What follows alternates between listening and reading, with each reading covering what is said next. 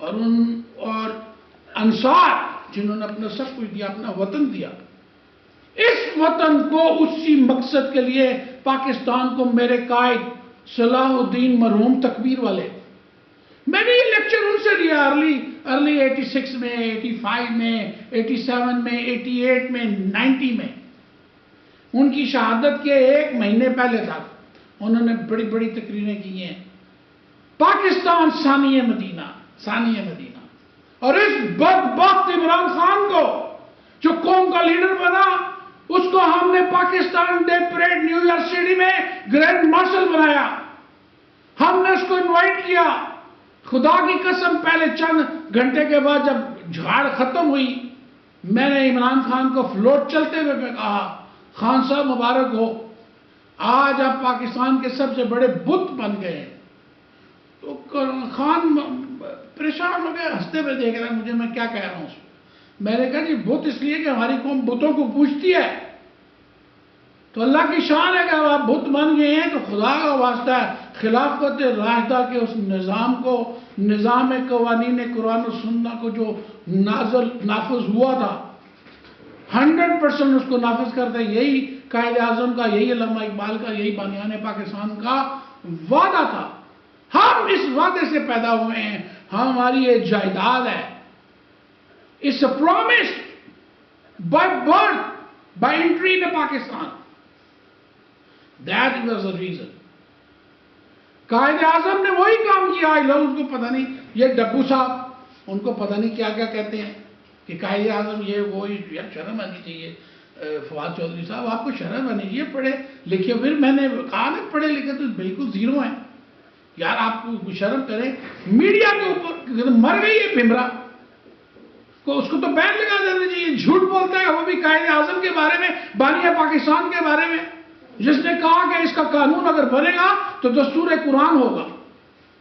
اس کی بنیاد پر بالکل وہی طریقہ جو نبی صلی اللہ علیہ وسلم نے اختیار کیا، قائد اعظم نے، بانیان پاکستان نے، ریشمی رومال کی قائدین نے، اکابرین نے وہی وعدہ کیا۔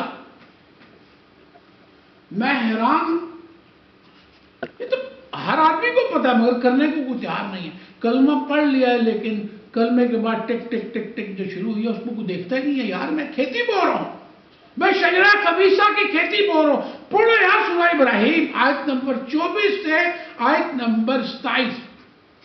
مولانا ابو العلا مودودی رحمۃ اللہ 100 سلام ایسے اکابرین پر جنہوں نے زبردست اس آیت کی تشریح اور خصوصاً اس کی جو انہوں نے اس کی پوری تشریح کی ہے ترجمے کے بعد، وہ 8-9 صفحوں کی پڑھیں یار آپ۔ ہمارا ایک ایک لمحہ شجرہ خبیثہ کے فصل بوتے ہیں، نماز پڑھتے ہوئے بوتے ہیں، حج کرتے ہوئے بوتے ہیں، سجدے کرتے ہوئے بوتے ہیں، عمرے کرتے ہوئے بوتے ہیں، زکوٰۃ دیتے ہوئے بوتے ہیں۔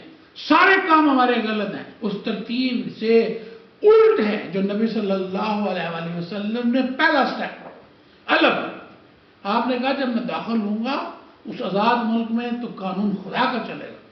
یہی وعدہ کیا تھا ہمارے بانیان پاکستان نے، ہماری ماؤں بہنوں نے، ہماری قوم نے عزتیں لٹائی دی، ہم نے اپنا مال دیا، جائیداد دی، اور اس کمبخت لارڈ آف انگلینڈ زائرس جس میں آج ہم سارے پاکستانی ان کی بات کرتے ہیں، شرم آنی چاہیے۔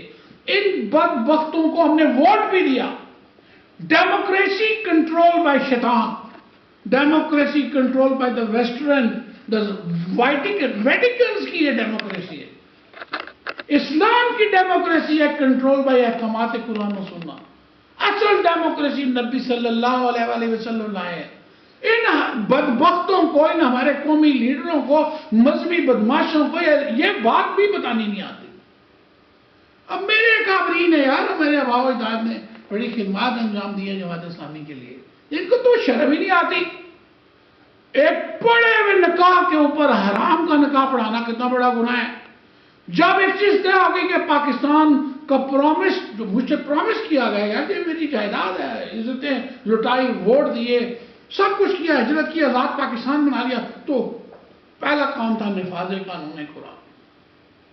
قائد اعظم محمد علی جناح رحمۃ اللہ نے 6 پوائنٹ کی سمری پاس کی۔ میری ویب سائٹ پہ میں نے اپنے لٹریچر میں میں نے